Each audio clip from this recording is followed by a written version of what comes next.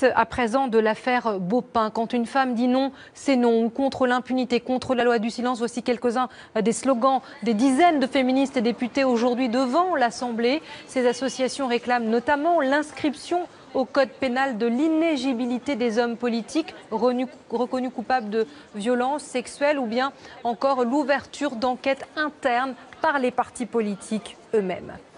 Une femme sur 5 aurait été confrontée au harcèlement au travail dans des milieux très divers. L'université n'est pas épargnée. Pour preuve, notre témoignage. Pendant des années, une étudiante a subi des violences verbales et physiques de la part de son directeur de thèse. Elle a accepté de se confier pour la première fois à Laurence Naon et Antoine Laroche. Voilà 2 semaines à peine que Laura s'est libérée. Libérée de l'emprise et du silence. Cette étudiante de 25 ans a été victime de l'un de ses directeurs de thèse. Les violences auront duré 3 ans.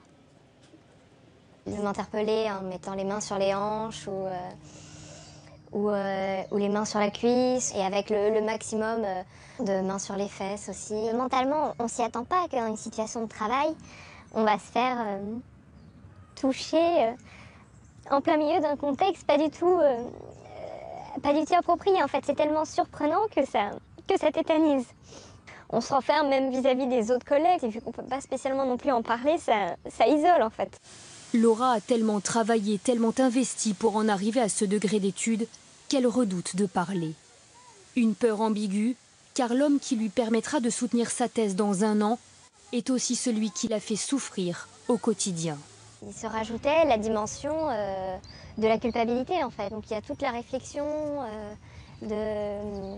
au final de trahison d'une personne avec qui on a travaillé, qui était notre supérieur hiérarchique, qui s'est aussi investi pour nous en parallèle. Et vraiment la peur que la thèse s'arrête si on en parle en fait. Laura a trouvé la force, le courage de venir tout raconter dans cet institut qui accueille les femmes victimes de toute forme de violence. Mais si Laura a brisé le silence, ce n'est pas pour elle. C'est parce qu'une collaboratrice est arrivée sur son lieu de thèse, une jeune collègue dont elle est responsable et qu'elle veut protéger. Ça a été pour moi la goutte d'eau et je me suis dit qu'il fallait réagir et que même si pour moi c'était peut-être trop tard, que je pouvais au moins éviter ça aux personnes suivantes. Est-ce que le fait de reproduire des choses... Dans cet institut, une équipe de bénévoles écoute, entoure, prend en charge Laura. La femme qui arrive à l'institut verra donc 4 professionnels, l'infirmière d'accueil, le psychologue, le juriste et le médecin. Ces 4 professionnels vont installer entre eux une transmission d'informations qui va éviter à la femme justement de répéter son histoire. Et c'est extrêmement important parce que répéter son histoire, c'est extrêmement épuisant, c'est douloureux.